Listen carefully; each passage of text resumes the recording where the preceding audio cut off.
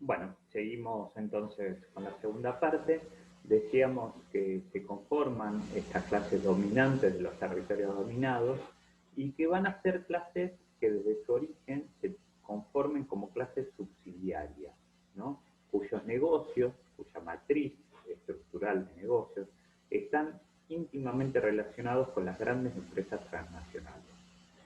Mao Zedong, revolucionario chino, pero además un teórico muy importante que analiza además un país estructuralmente dependiente, como era la China de antes de la revolución eh, socialista, que luego se transforma en una economía de libre mercado, como es la actual China, pero va de libre mercado, pero que todavía tiene elementos de fuerte planificación estatal, pero sí, básicamente, hasta la Revolución Socialista, China era un país estructuralmente dependiente, ¿sí? Era una colonia. Eh, bueno, que ahí nada más como dato es interesante que China no era colonia de ningún país en particular, sino que se arma como una especie de cooperativa colonial, ¿no? Porque era tan importante, tan grande el territorio de China, tan difícil dominarlo en su totalidad, pero además iba a generar inevitablemente una confrontación entre las distintas potencias dominantes, que alguna quería dominarlo todo, porque era quedarse con demasiado, ¿no? Lo que hacen es armar una especie de cooperativa, ¿no? Entonces una parte de China la domina uno, otra parte de China la domina otro, que muy probablemente esto hubiese llevado a la fragmentación de China en distintos estados nacionales, si las potencias imperialistas hubiesen podido hacerlo, o sea, si las potencias imperialistas hubiesen podido diseñar el rearmado de China como país no colonial, pero justamente como hubo una revolución, eso no lo pudo hacer. ¿Sí? Entonces China quedó como un gran estado, eh, donde hay muchas naciones a su interior, no hay una sola nación, pero son temas que si quieren podemos charlar un poco. Mao Zedong dice que esta clase dominante china, en caso de lo que estudia él, pero esa lectura la podemos generalizar seguro a América Latina, son socias menores, intermediarios, va a decir, de los negocios imperiales. Entonces, un poco como buenos socios capitalistas, como un socio minoritario dentro de este negocio que pusieron en marcha la burguesía de los países centrales, las clases dominantes de los países dominados van a disputar cada tanto con su socio, van a acusarlo de distintas cosas, con tal de llevarse una parte mayor de la torta, ¿no? De llevarse una porción mayor de esa plusvalía de la que mayoritariamente se apropia la burguesía metropolitana. Pero al final del día siempre van a dormir bajo el mismo techo de la misma empresa. ¿Sí? La empresa es la misma, lo que disputan es cómo se apropian de la ganancia. Esto es muy claro para Argentina, al que vamos a definir como un país dependiente de capitalismo desarrollado, cuya misma conformación como Estado-nación se realizó en el marco del dominio imperial y de su condición de país dominado. ¿Sí? Lenin, en el libro ya citado de 1916, El imperialismo, fase o etapa superior del capitalismo, la califica como una colonia informal de Inglaterra Argentina. ¿Sí? Eh, Esas clases siempre van a ser dominantes, entonces, y no dirigentes, en términos de la clásica distinción de Gramsci. Yo acá, si estuviésemos en clase, les preguntaría, ¿se acuerdan de esa distinción de Gramsci? Porque ustedes, por la etapa en la que están en la carrera, ya esos temas los deberían haber visto en alguna de las metodológicas, ¿no? Donde deberían ver a Gramsci y las distinciones que realiza. En general, en los últimos años, me viene pasando que no han visto eso, entonces voy a dar por sentado que me responden que no saben. Y voy a explicarlo muy brevemente. Eh, Gramsci dice que la clase, eh, que la burguesía de un país puede ser una clase dominante o dirigente, ¿no? Y esto se conecta con su concepción de hegemonía, ¿no?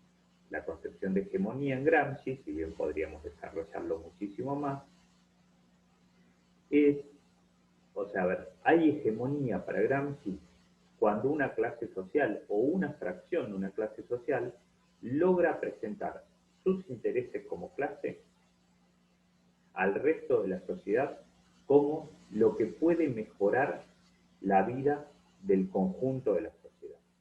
O sea, el proyecto de sociedad que tiene determinada fracción de la burguesía o la burguesía en su conjunto de un país, de un territorio en particular, se presenta y se muestra al resto de la sociedad tratando de demostrar que es el proyecto que puede mejorar la vida de todos. Es cuando se logra eso, cuando por ejemplo la mayoría de la clase obrera apoya a la burguesía financiera de un determinado país, en el proyecto que presenta la burguesía financiera, Gramsci diría hay hegemonía. Eso, por ejemplo, lo vamos a ver mucho después en la cátedra, es lo que nosotros vemos que pasa durante el gobierno de Menem en Argentina, durante una etapa igual, una etapa breve, pero hay una etapa en la que el gobierno de Menem, o sea, la gran burguesía financiera articulada internacionalmente, genera hegemonía. Hasta la mayoría de la clase obrera apoya el proyecto neoliberal en una primera etapa. Hasta que empiezan a observar experiencialmente, o sea, a través de la experiencia concreta, que ese proyecto en realidad no mejoraba sus condiciones de vida, sino que al revés lo empeoraba. ¿Sí? Y entonces esa hegemonía empieza a fragmentarse, empieza a romperse. Igual no se rompe hasta el 2001. Bueno, eso lo vamos a ver más tranquilo. ¿Sí?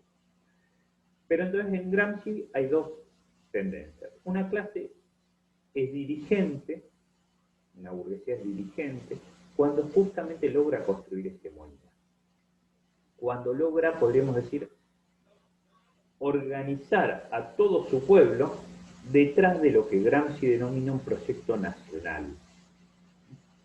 Y esa construcción de hegemonía, casi siempre, necesariamente, es también negociación, es también repartir, para decirlo más simplificado, un poco de lo que se queda. ¿Sí? O sea, uno no puede construir, o es muy difícil construir hegemonía perdurable si uno no reparte nada. Si uno no reconoce en términos concretos, además de lo discursivo, algunas de las demandas que tienen los otros sectores sociales. O sea, cuando nosotros hace un rato, en la parte anterior de la clase, decíamos que la burguesía de los países centrales da una parte de las ganancias imperialistas a su propia clase obrera, eso es un método fundamental de construcción de hegemonía. Entonces, esa clase obrera que pasa a tener un salario superior, que pasa a tener una posibilidad de consumo superior, ¿qué está observando? Ah, mirá, si mi país domina otros países, eso redunda en mejores condiciones de vida para mí. Por lo tanto, parte de esa clase obrera va a apoyar el proyecto imperial de su propia burguesía. Va a estar hasta dispuesto, fíjense qué fuerte es esto, a jugarse la vida en esos proyectos, o sea, a ir a la guerra y batallar seriamente en la guerra, o sea, jugarse la vida por el proyecto imperial de sus propios países. Obvio que esto se encubre con toda una cuestión legitimante, con toda una cuestión discursiva que también es muy importante, ¿no? Con la idea de, bueno, hay que defender a Inglaterra, o hay que defender a Alemania, o hay que defender a Francia, cada país lo va a decir para ellos propios, y la construcción de la nación, ¿no? La invención de la nación, ¿no? De que somos un todo de iguales, que supera las clases y que tenemos un proyecto común. Eso va a ser muy fuerte también, ¿no? Pero además de eso, hay una cuestión objetiva, que es esto. Bueno, se reparte una parte, ¿sí? Ambos elementos juegan para construir hegemonía. Entonces, para Gramsci, por ejemplo, la mayoría de estas burguesías de los países centrales van a lograr construir un proyecto nacional y van a ser capaces por eso de construir su Estado-nación y de construir hegemonías relativamente perdurables. En cambio, la mayoría de los países dependientes, Gramsci lo analiza para Italia, y por qué Italia le costó tanto Ustedes saben que Italia, junto con Alemania, fueron los territorios de Europa que más les costó construir el Estado Nacional. Y Gramsci lo que va a ver es que la burguesía italiana tiene distintas fracciones y que ninguna de esas fracciones, hasta bastante avanzado del siglo XIX, logra construir un proyecto nacional. Ninguna logra ser dirigente. Bueno, esto para los territorios dependientes como América Latina es una condición que Milcea Peña va a decir es estructural. Las clases en las burguesías latinoamericanas son clases dominantes, no dirigen, dominan.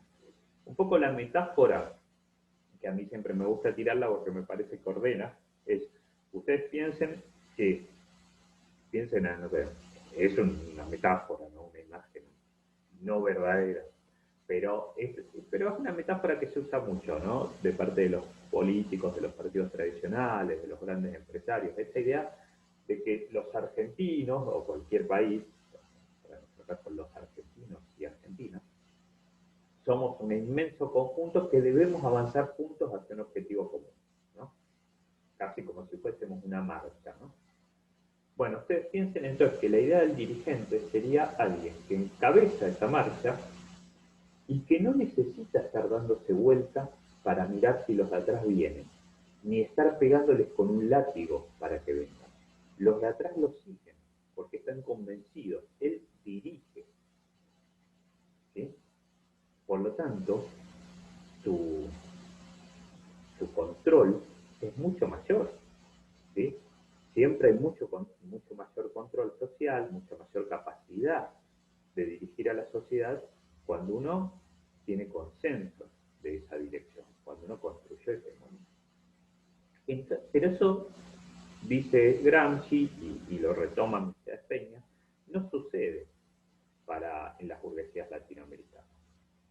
Es al revés, las burguesías latinoamericanas son dominantes, dominan, pero no dirigen. Entonces esa idea de, bueno, un dirigente que encabeza la marcha y que los de atrás vienen, no existe, dice Milcea Peña. La clase burguesas latinoamericanas lo que hacen es dominar al pueblo.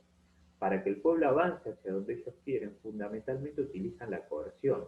Entonces, esa metáfora imaginaria, espacial, del dirigente encabezando no existe, y lo que hay es un tipo, un dirigente, o un dominante en realidad, perdón, un dominante que les está pegando con un látigo o apuntando con los fusiles de sus fuerzas represivas al pueblo para que vaya hacia donde él.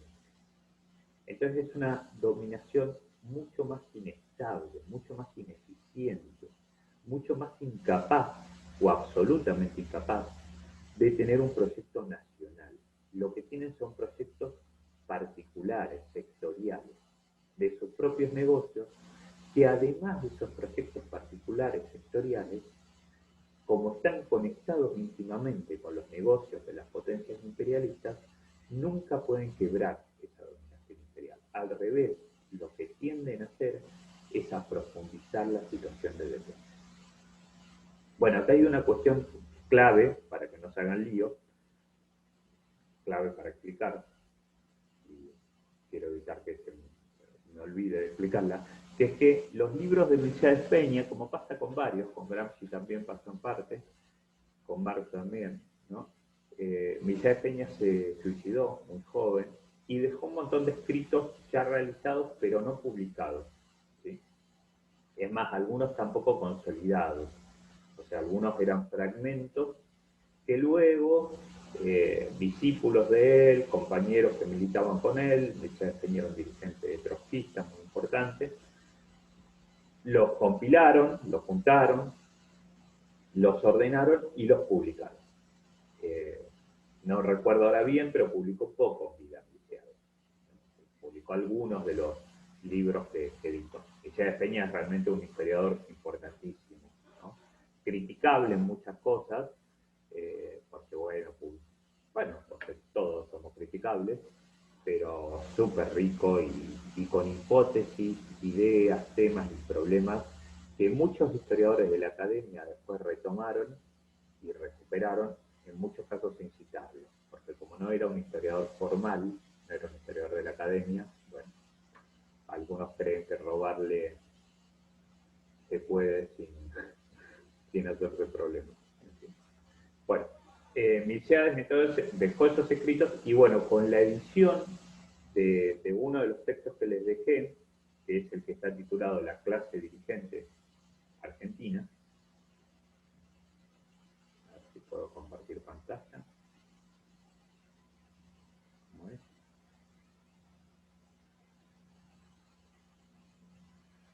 Ahí.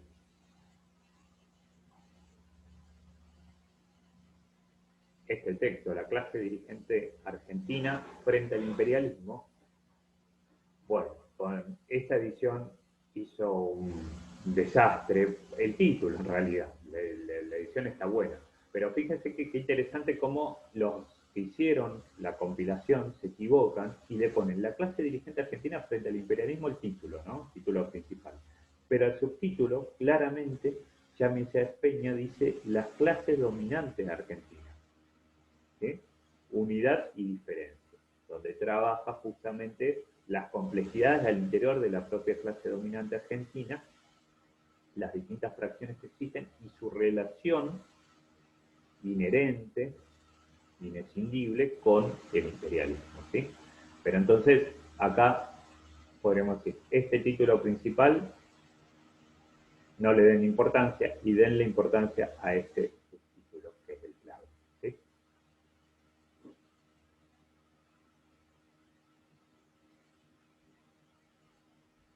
Bueno, eso era una cuestión que me parecía importante marcarla para que no se hagan.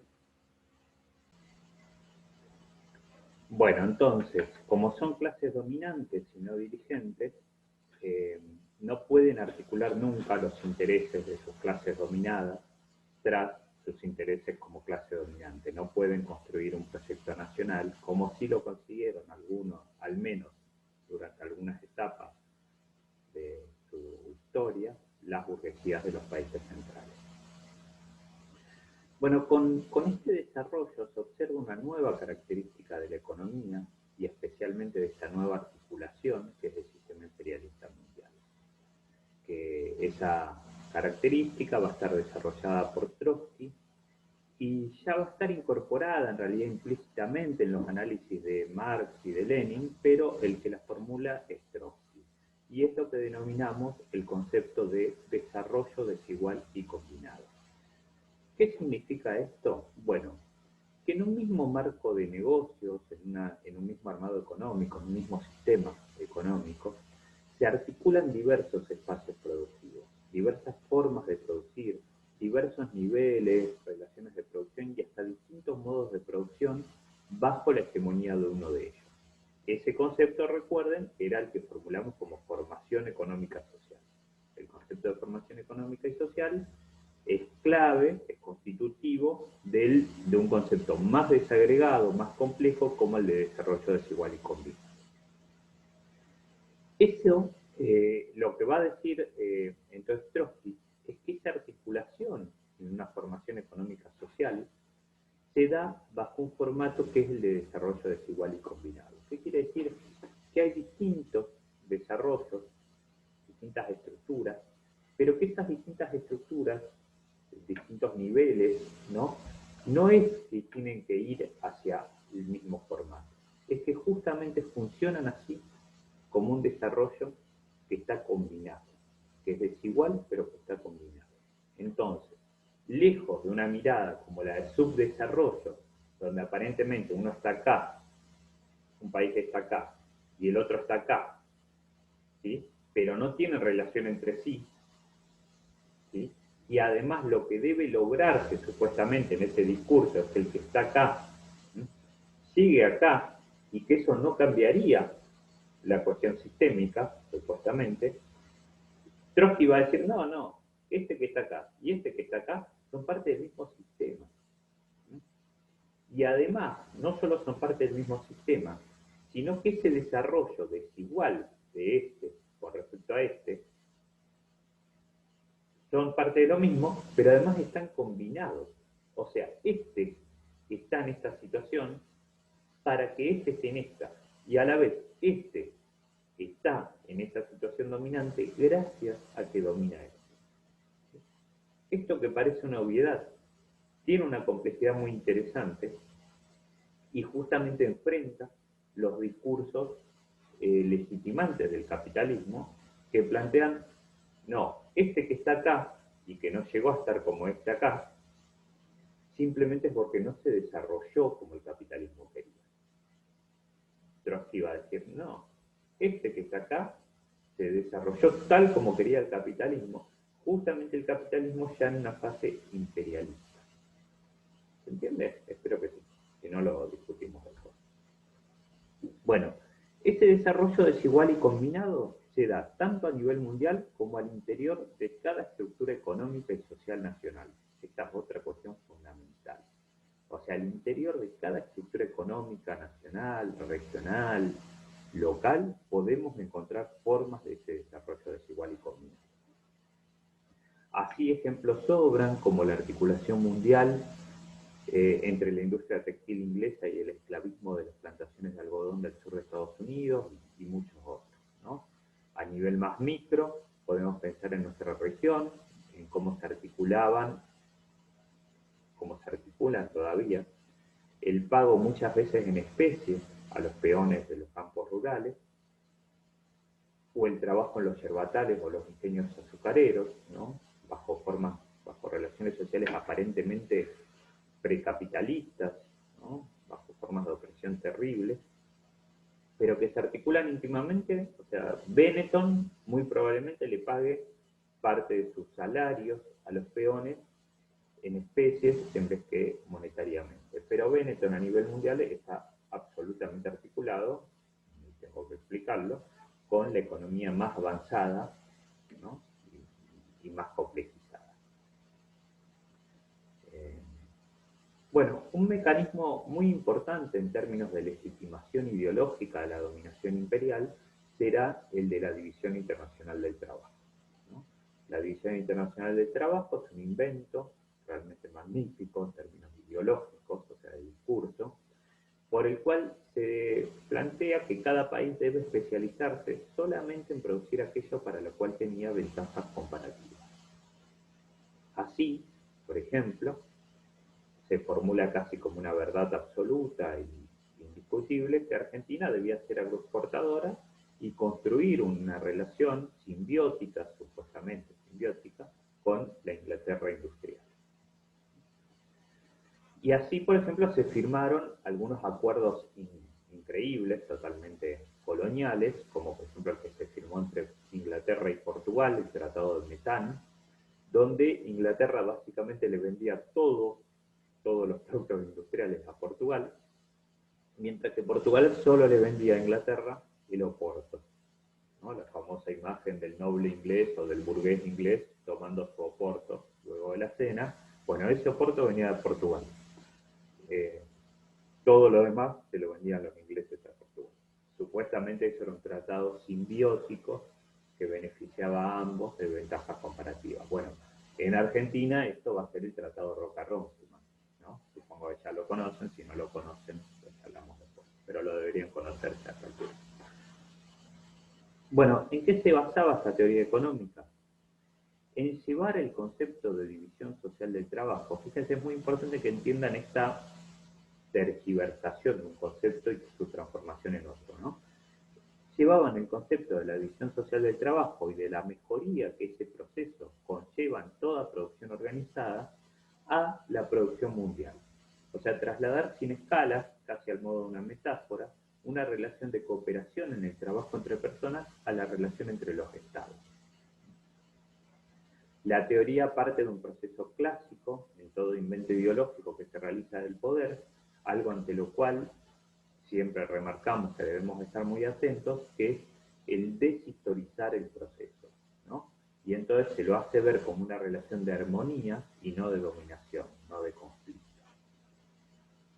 Al sacar la historia, siempre lo que se hace, siempre las visiones que quitan la historia, quitan el conflicto. Se quita el proceso que hizo que hoy haya unos arriba y otros abajo, se saca una foto de esta situación y se dice, este es el mejor de los mundos posibles, o al menos esto es lo que es. ¿Sí? No se muestra entonces por qué unos países tenían ventajas comparativas en algunos aspectos y otros en otros. Se hacía ver una situación transitoria y particular como algo que debía quedar de una vez y para siempre, que es el viejo y ansiado anhelo de toda clase dominante, ¿no? Que la situación ya nunca cambia. Bueno, una cosa que se quita, que se invisibiliza en esa visión de la División Internacional del Trabajo es el proceso de acumulación originaria. Otra es la dominación imperial. Todas las teorías que hablan de subdesarrollo o de la necesidad de un despegue, como plantea Wolf Rostow, ¿no? Un autor muy importante no por lo que desarrolla, sino por el peso ideológico que tuvo de las teorías del desarrollismo, un estadounidense, miembro del Departamento de Estado de Estados Unidos, Rostow, de las desigualdades transitorias. Todas esas miradas parten de deshistorizar el capitalismo y de pretender no observar algo tan claro y simple como que la construcción del capitalismo fue un proceso mundial que abarcó e incluyó a todos los países. No hay un proceso particular de desarrollo o crecimiento de uno u otro país, sino un proceso único en el cual las economías particulares fueron insertadas sin preguntarles ni pedirles permiso. Las economías de América Latina fueron directamente diseñadas por el imperialismo de acuerdo a sus intereses y fueron diseñadas como estructuras dependientes, conformadas, donde los ferrocarriles o los puertos fueron factores claves en ese diseño. Una cuestión clave ahí para ver cómo deshistorizan es que, por ejemplo, cuando estos territorios se conformaron como estados nacionales, ya el umbral de entrada al proceso capitalista era muy alto. La inversión que había que realizar para tener una industria consolidada y condiciones de competitividad a nivel mundial era muy importante. Fijémonos que esa entrada de los países latinoamericanos al mercado mundial y a intentar industrializarse es muy posterior a la de Estados Unidos. ¿Sí? La guerra de sucesión de Estados Unidos, la de 1865, funciona un poco también como un momento de parteaguas. ¿Sí? Es también expresión de este momento de cambio mundial del capitalismo, ¿sí? La guerra de sucesión estadounidense. Es el momento que Estados Unidos, una fracción de Estados Unidos, los yanquis, los del norte, dicen, vamos a construirnos como una potencia imperial y eso tiene que hacerse sobre la base de un modelo industrialista y ya no esclavista. ¿Sí? El esclavismo, los del sur, sostienen la relación con Inglaterra. ¿Sí? Una relación más, digamos, propia, por ejemplo, de un modelo como el latinoamericano, como el argentino. ¿Sí? Una relación basada en división internacional del trabajo con Inglaterra. Los del norte dicen, no, nosotros tenemos que ser una potencia industrial nosotros, todos. La ven un poco antes, pero la ven un poco antes porque ellos ya tenían inversiones industriales, ¿sí? Porque ya habían superado esa primera etapa, porque habían entrado a la producción industrial antes que el resto, porque habían organizado su territorio nacional antes que América Latina y no se los habían organizado desde afuera, como le pasó a América Latina.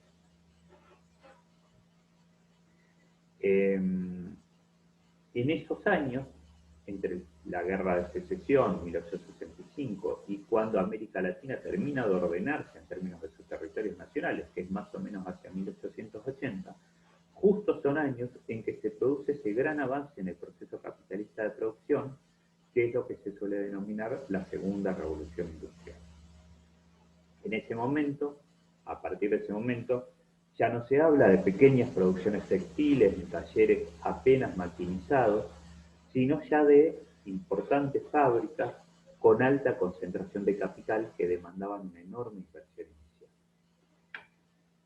Es cierto que de todas maneras quizás todavía era posible, ¿no? Encaminar un proceso de industrialización propio, Paraguay en América Latina mostraba rasgos de eso y por eso Inglaterra, a través de sus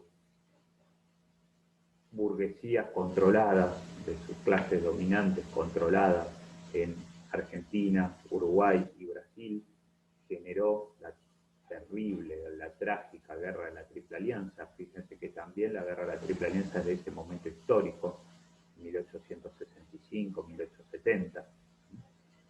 Esos hechos, uno podría decir que la guerra de la Triple Alianza justamente es la inversa de lo que pasa en Estados Unidos. ¿Sí?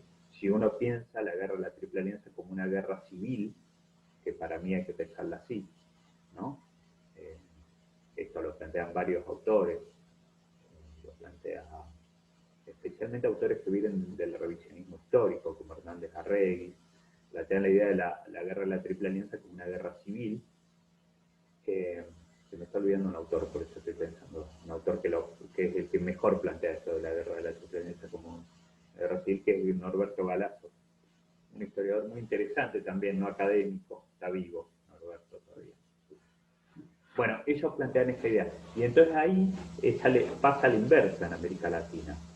Las burguesías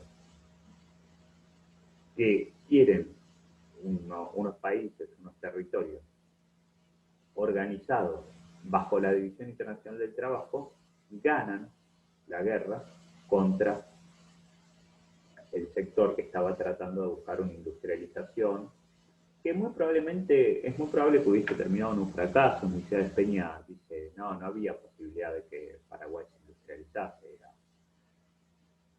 era un proyecto inviable, pero bueno, a mí no me gustan esas lecturas tan taxativas de los procesos históricos. A mí me parece que la historia tiene algo de contingente, que a veces depende de quién gane y de quién pierda, y no de que las victorias y las derrotas estaban determinadas de antemano.